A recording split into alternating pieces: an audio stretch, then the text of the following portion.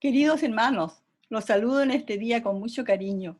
A cada uno de ustedes, mis amigos, de y en Cristo el Señor.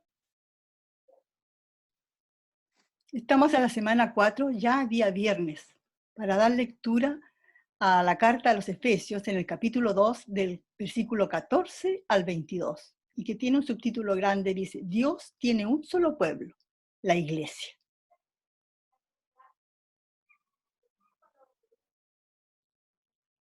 Pasamos a leer entonces la versión de Reina Valera del 60.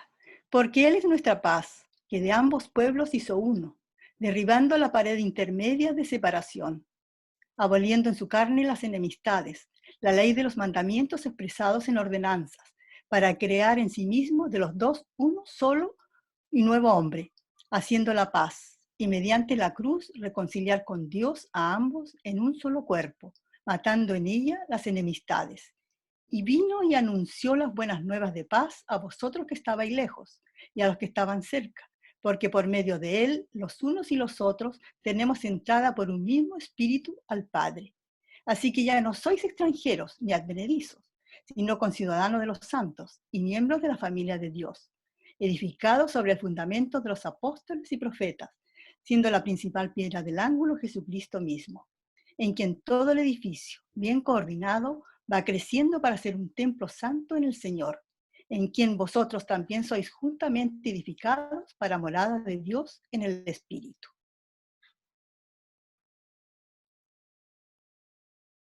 Debido al peligro de la división que había surgido en la iglesia de esa ciudad, Pablo, en los siguientes versículos, reafirma con absoluta claridad la unidad de la iglesia de Jesucristo. Para ello usa 7 figuras que describen a la iglesia y revela que la unidad fue lograda a través de la muerte de Cristo en la cruz. 7 figuras que expresan la unidad de la iglesia. 1. La iglesia es un solo pueblo, versículo 14. Porque Él es nuestra paz, que de ambos pueblos hizo uno, derribando la pared intermedia de separación. ¿A qué se refiere Pablo al decir la pared intermedia de separación? En el atrio del templo de Jerusalén había una pared que separaba el patio de los gentiles del patio de los judíos, que se hallaba contiguo al templo. En esa pared había una puerta sobre la cual rezaba la siguiente inscripción: cualquier gentil que traspase esa puerta debe morir apedreado. Dios le revela a Pablo que cuando Jesús murió en la cruz, no solo el velo del templo fue roto, abre paréntesis, lo que implica que ahora tenemos libre acceso a Dios, cierra paréntesis, sino que espiritualmente aquella pared que dividía a los judíos de los gentiles también fue destruida. Por eso dice: de ambos pueblos hizo uno, derribando la pared intermedia de separación.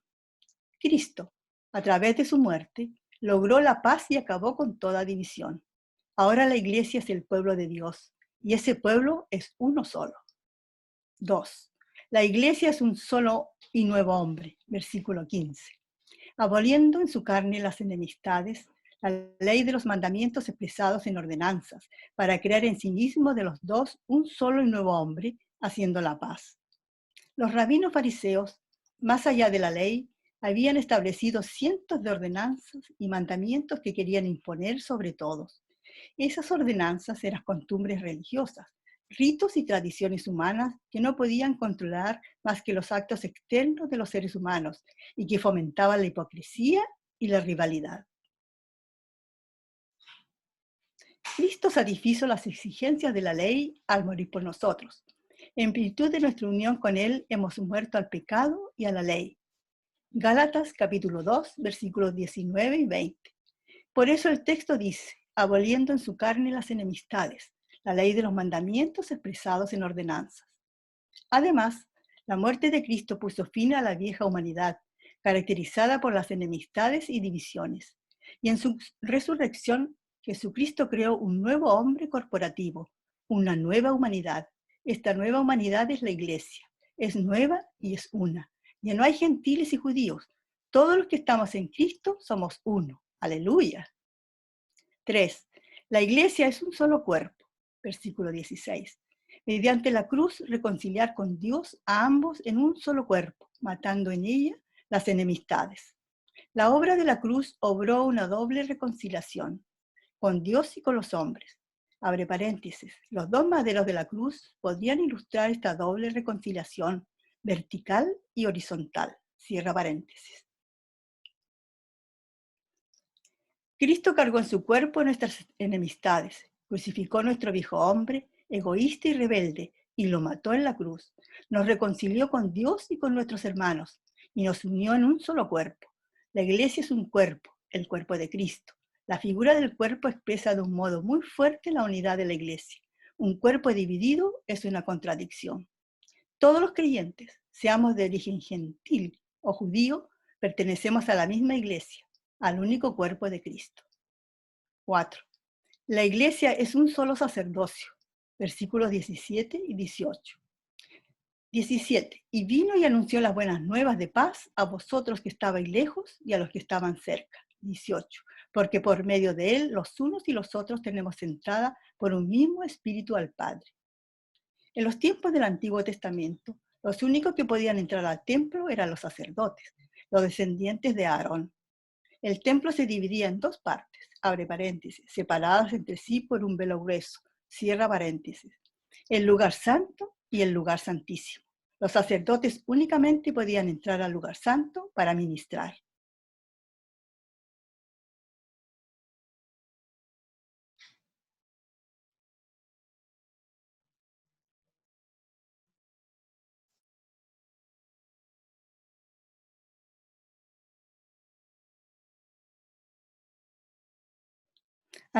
Al lugar santísimo entraba el sumo sacerdote una sola vez al año con la sangre de un animal sacrificado. De modo que bajo el antiguo pacto ninguna persona del pueblo podía entrar, ni los judíos, abre paréntesis, que eran los que estaban cerca, cierra paréntesis, ni los gentiles, abre paréntesis, menos aún, ya que se los consideraba como los que estaban lejos, cierra paréntesis. Pero ahora, a causa de la obra de Cristo, los unos y los otros tenemos entrada por un mismo espíritu al Padre. Ahora todos los miembros del pueblo de Dios somos sacerdotes y tenemos libre entrada al Padre, es decir, al lugar santísimo. Ya no hay castas especiales, no hay clero y laicos. Todos los hijos de Dios somos sacerdotes. Somos un pueblo de sacerdotes. Aleluya. Apocalipsis, versículo 1, capítulo 1, versículos 5 y 6. Primera de Pedro, capítulo 2, versículos 5 y 9. 5. La iglesia es una sola nación, versículo 19. Así que ya no sois extranjeros ni advenedizos, sino conciudadanos de los santos. El apóstol apunta a terminar con cualquier diferencia entre gentiles y judíos. Los extranjeros que residen en un país generalmente se sienten habitantes de segunda categoría, tienen menos derechos y privilegios que los ciudadanos. Muchas veces los extranjeros son despreciados y discriminados, pero gloria a Dios, en la iglesia no hay ninguna diferencia. Todo hijo de Dios, no importa su raza u origen étnico, tiene la misma ciudadanía. Vosotros sois linaje escogido, real sacerdocio, nación santa, pueblo adquirido por Dios. Primera de Pedro, capítulo 2, versículo 9. 6. La iglesia es una sola familia. Versículos 19b. Y miembros de la familia de Dios. Ya hemos señalado que el propósito eterno de Dios era tener una familia. Ese propósito eterno se ha vuelto realidad en la iglesia. La iglesia es la familia de Dios. Dios es nuestro Padre. Cristo el primogénito. Y todos los que hemos nacido de nuevo nos hemos convertido en hijos de Dios. Somos hermanos. Pertenecemos a la misma familia. Judíos o gentiles, blancos o negros, abre paréntesis, es decir, sin que importe la raza ni el color, cierra paréntesis. Si estamos en Cristo, somos de la misma familia. Hay un solo Padre, una sola familia, una sola hermandad, una sola iglesia. 7. La iglesia es un solo edificio, templo, versículo 20 al 22. Edificado sobre el fundamento de los apóstoles y profetas, siendo la principal piedra del ángulo Jesucristo mismo, en quien todo el edificio bien coordinado va creciendo para ser un templo santo en el Señor, en quien vosotros también sois juntamente edificados para morada de Dios en el Espíritu. En el desierto, Dios ordenó a Moisés construir un tabernáculo, abre paréntesis, una carpa especial, cierra paréntesis, como santuario, Varios siglos después, Salomón construyó un templo en Jerusalén que reemplazó al tabernáculo. Este era el único templo que los judíos en todo el territorio de Israel, el único lugar donde los sacerdotes ofrecían sacrificios. Sin embargo, Pablo declara en Hechos capítulo 17, versículos 24 y 25, que Dios no habita en templos hechos por manos humanas. Entonces, ¿qué significado, qué propósito tuvo el templo de Jerusalén? Pues son la figura del verdadero templo que Cristo levantaría a través de su muerte y su resurrección. Refiriéndose al templo de Jerusalén, Jesús dijo: destruid ese templo y en 3 días lo levantaré. Mas él hablaba del templo de su cuerpo. Juan capítulo 2, versículos 19 y 21. El Nuevo Testamento enseña que nosotros somos el templo de Dios. Primera de Corintios 3, versículo 16. Segunda de Corintios capítulo 6, versículo 16.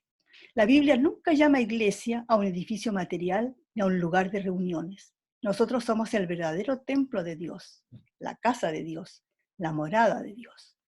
Estos versículos, capítulo 2, del 20 al 22, revelan 9 verdades muy preciosas. 1. Nosotros somos el templo de Dios. Cada creyente es una piedra viva de este edificio. Primera de Pedro, capítulo 2, versículo 5. 2. El templo es uno solo. Gentiles y judíos somos edificados juntamente. 3. El fundamento de piedra angular de este edificio es Cristo mismo. Primera de Corintios, capítulo 3, versículo 11. 4. Ese fundamento ha sido establecido por los apóstoles y profetas del primer siglo. Ellos colocaron el fundamento inmutable de la iglesia para todas las generaciones. Gálatas capítulo 1, versículos 8 y 9. 5. El edificio va creciendo. Es un edificio en construcción. 6. Cuando dice todo el edificio bien coordinado, se refiere a la unidad de la iglesia y a las relaciones firmes y armoniosas entre los seres humanos. 7. El templo es santo en el Señor. 8. El templo no es para nosotros, es para Dios. 9. Él mora en su templo por el Espíritu Santo. Preguntas de repaso y aplicación. 1. ¿Cuáles son las 7 figuras que reafirman la unidad de la iglesia? 2. ¿Qué era la pared intermedia de separación y qué pasó con ella? 3. ¿Cuántas iglesias debe haber según Dios en una ciudad? 4. ¿Cuántas congregaciones puede haber en una ciudad? 5. ¿Qué crees que va a suceder con la división actual de la Iglesia de Cristo? Nuestra convicción con respecto a la unidad de la Iglesia. A partir de fines de la década de los 60, ha habido un derramamiento del Espíritu Santo en Argentina y en varios otros países del mundo. Dios abrió nuestros ojos y nos dio luz sobre su palabra. Una de las verdades principales que nos llevó a comprender por la revelación del Espíritu Santo fue acerca de la unidad de la Iglesia. Esta es nuestra convicción y fe al respecto. 1. Reconocemos que bíblica y teológicamente la unidad es la única alternativa válida para la Iglesia. 2. La división actual de la Iglesia en tantas denominaciones es una realidad innegable y una problemática muy compleja y que no tiene ningún fundamento bíblico. Solo podemos describir cuándo y cómo sucedieron históricamente. 3. Creemos que esta división es una anormalidad, ya que no obedece a la naturaleza de la Iglesia, contradice las enseñanzas apostólicas, no contribuye a la edificación de los santos y es el mayor estorbo en nuestro testimonio ante el mundo. 4. Creemos que la unidad de la Iglesia debe mostrar su expresión práctica en la Iglesia de la ciudad, o sea, en la integración y funcionamiento de todos los creyentes de una misma localidad en un solo cuerpo. En una ciudad puede haber muchas congregaciones, pero no muchas iglesias. Según los principios y la práctica bíblica, hay una sola iglesia en cada ciudad. 5. Creemos firmemente que Dios quiere y puede restaurar la unidad total de su iglesia. 6. Creemos que Dios irá restaurando paulatinamente la unidad de su iglesia en cada ciudad, en cada nación y en el mundo. Con ese fin, y a través de su Espíritu, producirá previamente en sus hijos la unidad del Espíritu. Efesios capítulo 4, versículo 3. y la unidad de la fe, Efesios capítulo 4, versículo 13. 7. Reconocemos que esta obra es un milagro tan grande que que solo lo puede hacer Dios y creemos que Él lo hará.